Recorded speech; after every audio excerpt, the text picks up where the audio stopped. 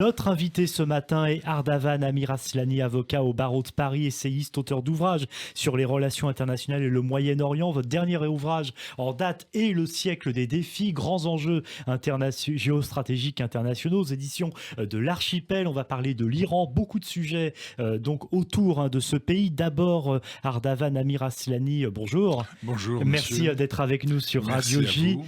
On va parler tout d'abord du nucléaire iranien avec ce 5e cycle de négociations qui s'est ouvert cette semaine à Vienne, au lendemain d'ailleurs de la conclusion par l'Agence internationale de l'énergie atomique d'un accord avec Téhéran pour prolonger d'un mois un accord sur les caméras de surveillance des sites nucléaires iraniens. Est-ce qu'aujourd'hui, ce cycle de négociations peut aboutir d'une part au fait que l'Iran respecte ses engagements et d'autre part que les États-Unis reviennent dans l'accord de 2015 ?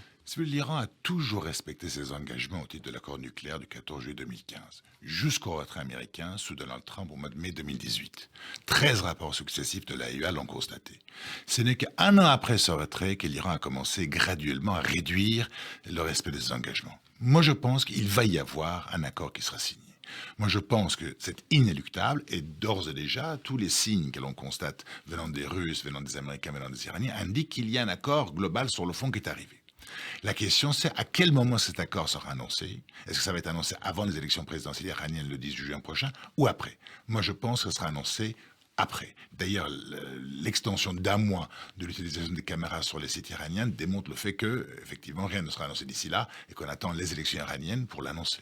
Si du côté iranien, il y a cet effort, on va d'ailleurs revenir sur l'élection présidentielle, on parle au conditionnel, il faut aussi que les États-Unis acceptent dans le même temps. Est-ce qu'aujourd'hui l'administration Biden est prête à faire un pas? On avait senti un petit peu oui au début, on a senti que c'était plus froid ces dernières semaines. Si vous voulez, l'administration Biden est une administration étonnante. Pendant toute la campagne présidentielle américaine, Biden a dit que le premier jour, si vous voulez, de son mandat, le 20 janvier, il allait réintégrer les États-Unis dans l'accord nucléaire. Non seulement il ne l'a pas fait, il a maintenu les sanctions de Donald Trump à l'encontre de l'Iran. De même qu'il a maintenu les sanctions américaines sur la Chine. Donc on constate globalement que sur la politique étrangère, il poursuit la même politique que Donald Trump.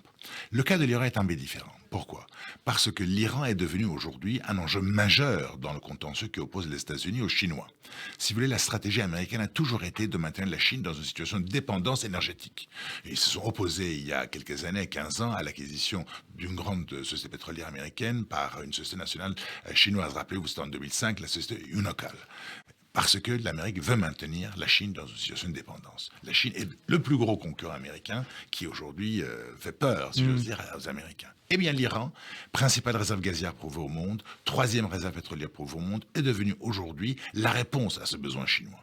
Et donc, les Chinois ont signé eux-mêmes de leur côté un accord avec l'Iran de 400 milliards de dollars d'investissement, le fameux accord Lion-Dragon, qui va permettre aux Iraniens de trouver chez les Chinois les devises et les investissements étrangers qui leur manquent. Et donc, aujourd'hui, l'Amérique essaie de tout faire, d'où, à mon sens, l'accord qui va arriver, pour que l'Iran ne tombe pas totalement dans le giron chinois. Elle doit ramener l'Iran dans un camp américain de manière à ce que la Chine ne puisse pas, à travers l'Iran, disposer de l'indépendance énergétique. Est-ce que l'élection présidentielle du 18 juin peut changer quelque chose? Je vous pose la question, Ardavan Amiraslani, parce que les principaux candidats soutenus par les modérés et les réformateurs sont disqualifiés. 7 candidatures ont été validées et on ne peut pas dire que ce sont les plus modérés, c'est même le camp ultra-conservateur des mollahs qui aujourd'hui, ces candidats-là sont en lice pour la présidentielle du 18 juin. Jusqu'à maintenant, j'avais pour habitude de dire que l'Iran est une semi-démocratie, dans le sens où le résultat des élections n'était pas connu à l'avance et il y avait globalement une opposition entre les réformateurs et les conservateurs. Cette fois-ci, je ne peux pas dire ça. Parce que les 7 candidats, si vous voulez, qui ont été approuvés par le Conseil de discernement en Iran sont tous membres des camps les plus réactionnaires, les plus conservateurs du pouvoir en Iran. D'ailleurs, le seul candidat qui est pressenti comme étant le prochain président iranien, Raisi, chef du pouvoir judiciaire, désigné à cette fonction-là par le guide, c'est un concept qui va être le prochain président et probablement le prochain guide. Parce que le guide iranien a 84 ans, et ce mandat-là va probablement voir désigner son remplaçant. Qui est d'ailleurs cet homme, effectivement, Ebrahim Raisi? Il faut apprendre à connaître, puisque donc, selon vous, ça serait le grand favori, celui qui deviendrait le futur président iranien. Bien sûr. C'est quelqu'un, si vous voulez, qui appartient au courant extrêmement conservateur. C'est un fidèle parmi les fidèles du pouvoir iranien. iranien. C'est quelqu'un qui est très mal connu en Iran lui-même parce que c'est un magistrat qui, naguère, si vous voulez, a participé à des décisions de justice iraniennes qui ont condamné des milliers de personnes en 88 après la guerre Iran-Irak. Donc c'est quelqu'un qui, globalement, est sans pitié par rapport à la population iranienne et est totalement acquis à la cause du pouvoir iranien. Et anti-israélien, comme justement beaucoup dans ce camp ultra-conservateur. Mais donc, il n'y a pas de risque que sa probable victoire, selon vous, remette en cause les discussions sur le nucléaire. C'est-à-dire qu'il y aurait quand même un accord qui pourrait être signé, même avec les plus ultra-conservateurs, les anti-américains possibles qui sont aujourd'hui à l'œuvre et qui pourraient l'emporter. Absolument. Je pense qu'il va y avoir un accord parce que les Iraniens sont dans une situation de détresse économique absolue. Ils savent qu'ils peuvent vivre et survivre pendant quelques années sous le régime de sanctions, de la pression maximale, sauf qu'ils ne peuvent pas vivre longtemps. Donc ils sont acculés et contraints d'aboutir à cet accord. Le problème n'est pas tellement, si vous voulez, la puissance nucléaire iranienne ou la notion nucléaire iranienne. Parce que quand vous avez une nation qui, dans son ensemble, aspire à développer cette technologie, on ne peut pas l'arrêter.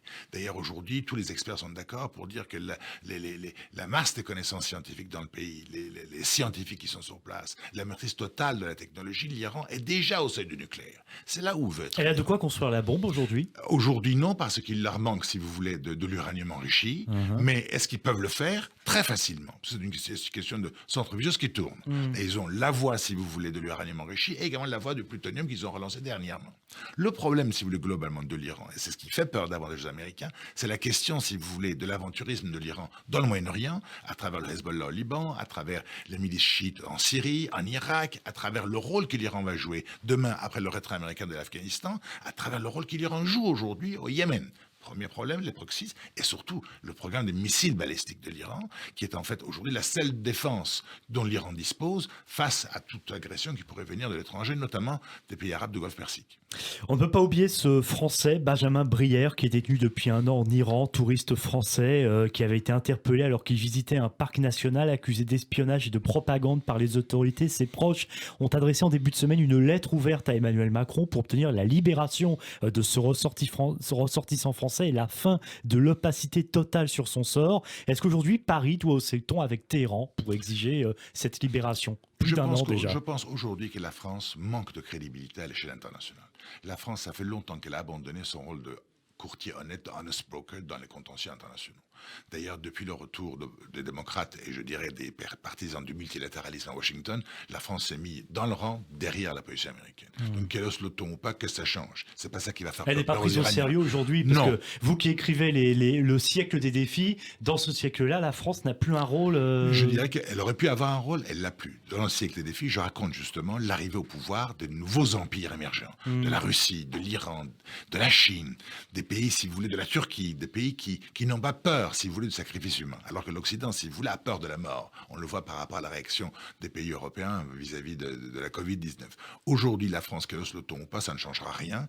Les Iraniens se sont fait une spécialité en ce qui concerne l'arrestation des étrangers ou des doubles nationaux iraniens pour en faire en fait des monnaies d'échange dans le cadre de leurs échanges internationaux avec tel ou tel pays. Merci beaucoup, Ardavan Amirascani, d'avoir été avec nous ce matin sur Radio J, avocat au barreau de Paris, essayiste, auteur d'ouvrages sur les relations internationales et le Moyen-Orient, et justement auteur votre dernier ouvrage en date qui s'appelle Le siècle des défis, grands enjeux géostratégiques internationaux aux éditions de l'Archipel. Merci d'avoir été avec nous.